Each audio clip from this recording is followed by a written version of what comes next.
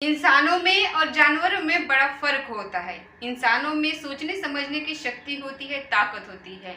वो अच्छे और बुरे में फर्क महसूस कर सकते हैं, लेकिन जानवरों में ये समझ नहीं होती है। इसलिए इंसान और जानवर एक दूसरे से अलग होते हैं। ऐसे ही जानवरों के अंदर रिश्तों को बनाने की समझ नहीं होती है। उन्हें नहीं पता है कौन भाई है, कौन बहन है, कौन माँ है, कौन बाप है। इसलिए वो किसी के साथ भी रिश्ते बना लेते हैं। लेकिन इंसानों के अंदर रिश्ते बनाने की ताकत होती है, क्षमता होती है। उन्हें पता होता है कि यह रिश्ता सही है और यह रिश्ता गलत है। आज की जो सच्ची घटना मैं आपको सुनाने जा रही हूँ, इस सच्ची घटना में कुछ ऐसा ही होता है।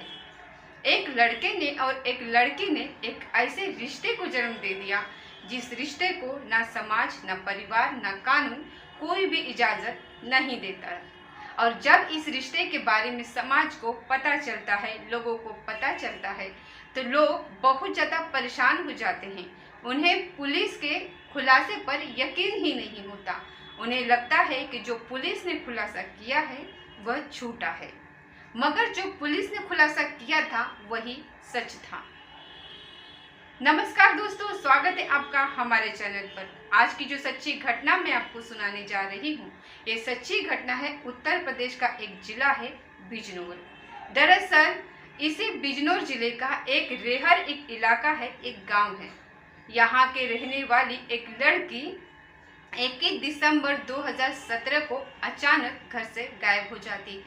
उसके घर वालों ने उसे हर जगह तलाश करने की कोशिश की, लेकिन वो कहीं नहीं मिली। उस लड़की के परिवार वाले अपने बेटे को लेकर इतना ज़्यादा परेशान होते हैं कि वो पुलिस के पास भी जाते हैं और गांव के बड़ी संख्या में लोग उसको तलाश कर रहे थे, लेकिन वो नहीं मिलती। लगभग 24 घंटे बीतने के बाद पुलिस का घर वालों के पास फोन पहुंचता है कि तुम्हारी बेटी जिन नेशनल कार्बेट पार्क है उसके सीमा से बिल्कुल लगी हुई उसकी लाश पड़ी हुई है। घर वाले पहुंचते हैं, गांव वाले पहुंचते हैं, पुलिस वाले पहुंचते हैं और उस लड़की को देखकर हर किसी की हालत खराब थी। दरअसल उस लड़की को पुलिस ने कब्जे में लिया और कब्जे में लेने के बाद पोस्टमार्टम के लिए भेजा। जब पुलिस ने उसका पोस्टमार्टम करवाया तो पोस्टमार्टम से पता लगा कि उसने कुछ जहरीला पदार्थ खाया था। साथ ही किसी ने उसका गला घोंटकर उसकी हत्या कर दी। और इसके अलावा इससे भी बड़ी परेशान करने वाली बात यह थी कि उस लड़की के पेट में लगभग 4.5 महीने का एक बच्चा होता है। अभी उसकी शादी नहीं हुई थी। ये बच्चा किसका है? बस यही एक सवाल था जो लोगों को परेशान कर रहा था। जब लोगों को परेशान कर रहा था कि घर वाले, परिवार वाले, रिश्तेदार, समाज, सभी लोग यही जानना चाहते थे कि आखिरकार इस लड़की के, जिसका नाम है नमिता, उसके पेट में किसका बच्चा पल रहा था। घर वाले परेशान थे। पुलिस वाले इस मामले की जांच पड़ताल में जुट जाते हैं और लगभग पुलिस ने 20 से ज़्यादा लोगों को हिरासत में ले लिया। उनसे पूछताछ की। सभी लोगों से जब पूछताछ कर रहे हैं तो कोई ऐसा सबूत नहीं मिलता है जिसके आधार पर ये कह सके कि इन्होंने इसको जहर दिया है और जहर देने के बाद इसका गला घोंटकर इसकी हत्या कर दी है। अब पुलिस वाले अपनी जांच पड़ताल में लगे हुए थे, तभी एक बच्चा पुलिस वालों के पास आता है और आकर कहता है कि अंकल, आप जिसको तलाश कर रहे हैं इनमें नहीं है, बल्कि कोई और है। पुलिस वाले उस बच्चे की बात को शुरू में गंभीरता में नहीं लेते हैं, लेकिन उस बच्चे ने जो बताया तो वो वाकई ही परेशान करने वाला था, चौंकाने वाला था। वो बच्चा बताता है कि इसी घर का, इसी फैमिली का एक लड़का है जो बीकॉम फाइनल ईयर का एक स्टूडेंट है। कमलजीत उसका नाम है, जो कि एक स्टूडेंट भी है। और उसमें उस बच्चे ने, जिसकी उम्र ज़्यादा नहीं थी, 8-9 साल की ही थी, उस बच्चे ने इस नमिता एक दूसरे के साथ आपत्तिजनक स्थिति में देखा था, एक दूसरे के साथ संबंध बनाते हुए देख लिया था। इस रिश्ते के बारे में सिर्फ वो बच्चा जानता था और कोई नहीं जानता था। पुलिस वाले इस लड़के को, कमलजीत को, जो उसका प्रेमी होता है, उसको पूछताछ के लिए बुलाते हैं, क्योंकि ये लड़का कोई और नहीं था बल्कि उसका भतीजा, जो लड़की मरी थी उसका भतीजा था। दोनों बुआ भतीजे थे और दोनों बुआ भतीजे के बीच एक ऐसा रिश्ता बन गया था, वो वाकई ही झकझोरने वाली थी, परेशान करने वाली थी। पुलिस वालों ने घर वाले से, परिवार वालों से, गांव वालों से डरते डराते उस लड़के से पूछताछ करने के लिए अपने हिरासत में लिया।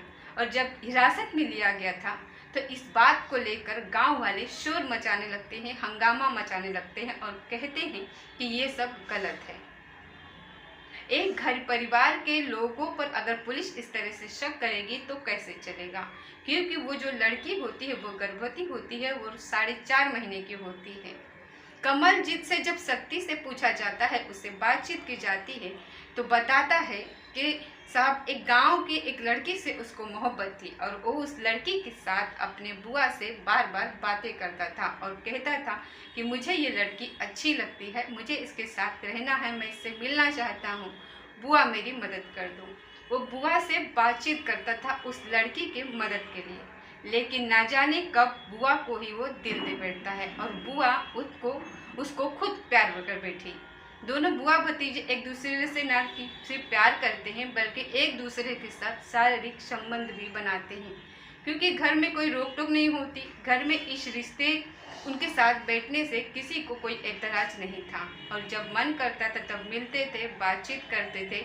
इसीलिए किसी ने उनके इस रिश्ते पर कोई शक ही नहीं किया। वो कई महीने से लगातार एक दूसरे के साथ ऐसे ही शारीरिक संबंध बनाते बनाते वो लड़की कब प्रेग्नेंट हो जाती है पता ही नहीं चलता। और जो उस लड़की को खुद पता चलता है कि वो लगभग 4-4.5 महीने की प्रेग्नेंट हो चुकी है, तब वो अपने भतीजे से कहती है कि मैं तुमसे शादी करना चाहती हूँ। तब वो लड़का कहता है कि हम लोग शादी करेंगे तो समाज इस बात की इजाज़त नहीं देगा, परिवार इस बात की परमिशन नहीं देगा, ये सब गलत है, इसीलिए इस बच्चे को गिरा देते हैं। लेकिन वो कहती है कि मैं इस बच्चे को बिल्कुल नहीं गिराऊंगी और मैं तुमसे सचमुच प्यार करती हूँ, इसलिए मैं तुमसे शादी करना चाहती हूँ। जब ये लड़का इस बात के लिए तैयार नहीं होता शादी के लिए, तब उसने एक फैसला लिया। उसने कहा कि क्यों ना हम एक नया फैसला लें। समाज, परिवार, ये लोग जब इजाज़त नहीं देंगे, कानून भी हमें जब इस बात की परमिशन नहीं देगा, तो हम इस दुनिया में जीकर क्या करेंगे। तो फिर चलते हैं। वो लड़का उस लड़की को फुसला कर लेकर के जाता है एक जंगल के पास और वहाँ ले जाने के बाद उससे कहता है कि हम दोनों अपनी ज़िंदगी हमेशा हमेशा के लिए ख़त्म कर देते हैं, इसलिए मैं तुम्हारे लिए कुछ जहरीला पदार्थ लाया हूँ, पहले मैं खाऊंगा, बाकी तुम खाना। लड़की कहती है कि नहीं, पहले मैं खाऊंगी, बाद में तुम खाना। काफ़ी देर उन दोनों में बहस भी होती है। बहस होते होते लड़की जीत जाती है। टॉस करते हैं और टॉस करने पर बुआ का नंबर आता है। हालांकि लड़का यही चाहता था कि बुआ ही खाए, क्योंकि उसने प्लानिंग के साथ इस काम को अंजाम दिया था। बुआ ने जहरीला पदार्थ खाया और जहरीला पदार्थ खाने के बाद इसकी हालत बिगड़ने लगी और जब वो हालत बिगड़ रही थी, वो शोर मचा रही थी, तभी उसके मुंह में उसने कपड़ा ठूस दिया और कपड़ा ठूसने के बाद उसका गला दबाकर उसकी हत्या कर दी और उसके लाश को वही छोड़ देता है और वहाँ से घर आ जाता है और नॉर्मल ज़िंदगी जी रहा होता है। 24 घंटे का वक्त हो जाता है, तो जब उसकी बुआ नहीं मिलती है तो पुलिस को जिस रूप में मिलती है, पोस्टमार्टम से जो खुलासा होता है और पोस्टमार्टम के खुलासे के बाद पुलिस उसको पकड़ती है, उसको पूछताछ करती है।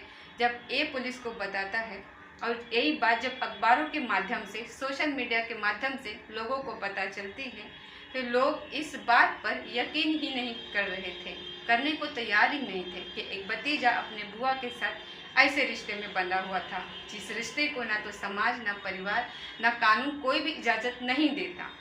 इसलिए लड़कियां ना घर में सेफ है, ना बाहर सेफ है। इसलिए लड़कियों को बहुत सारी जिम्मेदारियों का सामना करना चाहिए। लड़कियों को खासकर अच्छे और बुरे में फ़र्क समझने की ज़रूरत है। सरकार के माध्यम से भी, स्कूल कॉलेजों के माध्यम से भी ये बताया जाता है कि गुड टच क्या होता है, बैड टच क्या होता है। इसीलिए अगर आपके साथ भी कोई ऐसे हरकत करता है तो आप ये ज़रूर पहचान लीजिए ये गुड टच है या बैड टच है। दोस्तों, इस घटनाक्रम को सुनाने का उद्देश्य आप लोगों को जागरूक करना है, सचेत करना है, ताकि आप अपने भविष्य में किसी भी होने वाले इस तरीके अप्रिय घटना से बच सकें। दोस्तों अपना ख्याल रखें और सुरक्षित रखें। अगर आपको ये कहानी अच्छी लगी हो तो एक कमेंट ज़रूर कर दीजिएगा और उस कमेंट में ये बताइए कि आप कहाँ से हो और आपका पूरा नाम क्या है। अगले वीडियो में आपका नाम और आपके शहर का नाम ज़रूर लिया जाएगा। मिलते हैं अगले किसी सच्ची घटना के साथ, तब तक चाहिए।